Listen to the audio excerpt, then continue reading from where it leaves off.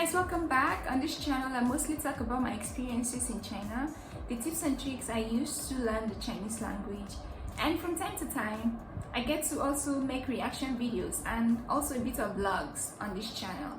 So feel free to stick around if this is something you're interested in. And let's get right into today's video. Today's video is part of our Chinese learning series, and today I want to talk about ways you can improve your Chinese reading. Like I said before in my previous video, we have the listening and speaking, reading and writing. These four skills put together makes up our Chinese learning.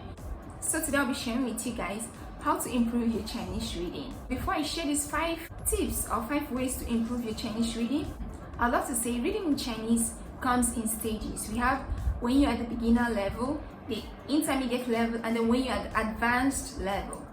So each level you get to, each milestone will get to play a role in your reading capabilities. So if you're someone who just started learning Chinese, then HSK 1, HSK 2, your vocabulary is still basic. At this level, you still have to practice your reading. How do you do that? Our first tip, read daily. Make sure to read daily. And when I say reading daily, this simply means when you're at the beginner level, you have a textbook you use in studying Chinese. So try to make sure every day you read the dialogue or conversation or text inside the textbook, because there's always conversation or dialogues in every Chinese textbook. Try to read it.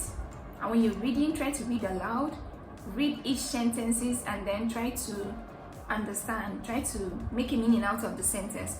So for example, I have this textbook with me here. This is HSK 1.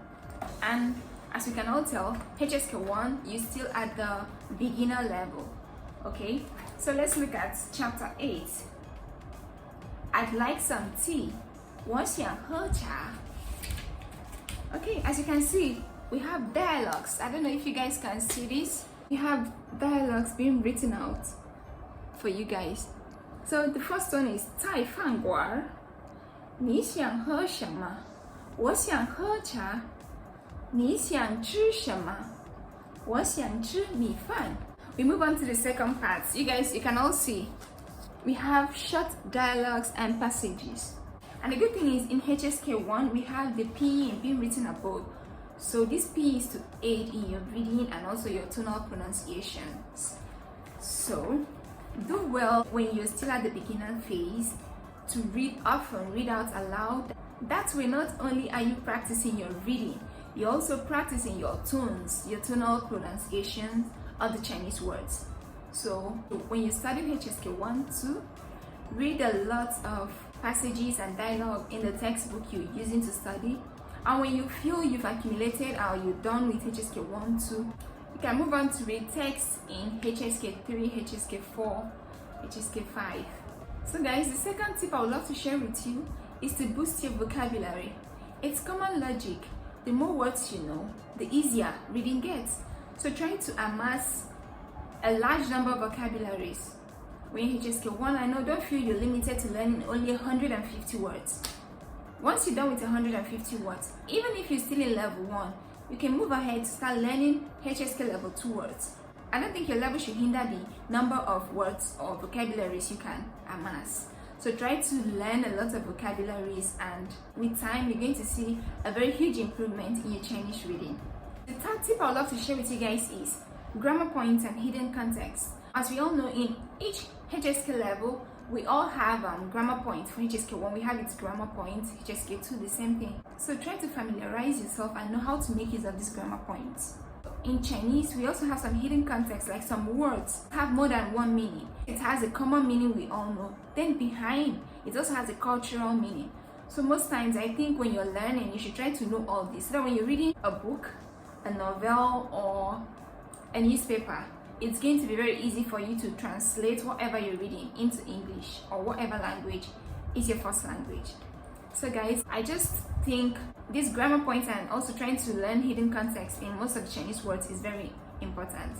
So most of this you're going to be taught in class, and others during your free time, try to read on your own, go online and just be proactive in your Chinese studying. Our fourth tip will be to learn to recognize Chinese words and characters. If you've learned up to 6,000, then you can actually communicate fluently.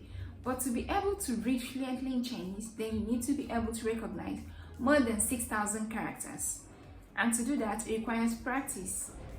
Just like when you're reading in English, most times there are some words you've not heard of before. You don't even know its meaning. But when you're reading it in a sentence, you can actually guess its meaning based on the context it's used in a sentence. So the same goes with Chinese. And also you should know most of the Chinese words, most times have been broken down. Just like in English, we have words like isn't, is not, weren't, were not. So we have these words, some words like that in Chinese, just a lot of words to be precise. For example, 已经. Most times when this word is being used, only the first part, that's 已, is being used, and the second part is being cut off. So most times you just have to know the way Chinese link their words together to aid in your reading. Learn to recognize Chinese characters, learn to recognize words that have been broken. That way when you see, you still know its meaning. And most of them will get to have new meanings. So you just have to know all of this. And how do you get better? How do you get good in your reading? It's by reading more often. When you're done reading the materials being provided in school, you could go online to search for novels. We have simple novels, like novels being used in kindergarten or primary school. You could get these novels, or you can go to your local library or your Confucius Institute. They would have lots of novels there tailored towards low-level speakers, intermediate speakers, and then advanced level speakers. So guys, the final tip I would like to share with you guys to improve your Chinese reading is what? Patience. Be patient and know that this takes time. Learning to read Chinese will take lots of patience and time, so you just have to be patient. Once you just start, let's say you're a beginner, you're like, oh, I want to start reading newspapers in Chinese. It's not possible at that stage. So in essence, to achieve all this, you have to be patient, you have to be dedicated, you have to practice more, and you just have to know everything happens in due time. So guys, that's it for today's video, and thank you for watching this video from beginning to end with me. And if you found value in the content being shared today, please do well to like this video. Click on the like button and also consider joining the family. And I'll see you guys in the next video. Bye.